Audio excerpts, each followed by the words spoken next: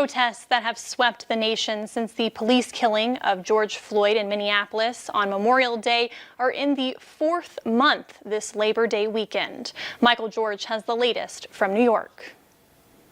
Protesters gathered near Churchill Downs as the 146th Kentucky Derby was getting underway Saturday afternoon. Demonstrators are calling for justice after the police shooting death of Breonna Taylor in her Louisville apartment in March.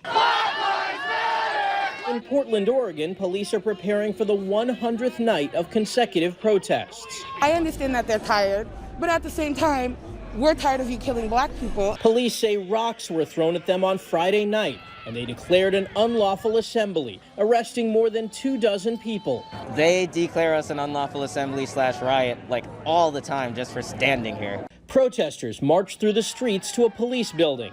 Police say some chanted, "Burn it down."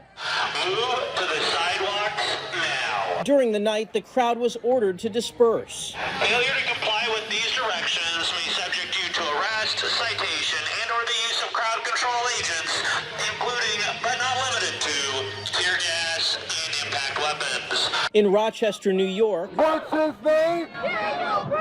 The death of Daniel Prude sparked a third night of protests, this time marked by fireworks, sporadic clashes with police, and the apparent use of tear gas and pepper spray. Footage released earlier this week showed Prude's fatal encounter with officers back in March when they put a spit hood over his head and shoved his face into the ground.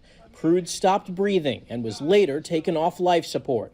Friday, Rochester police also declared an unlawful assembly and ordered the crowd to disperse.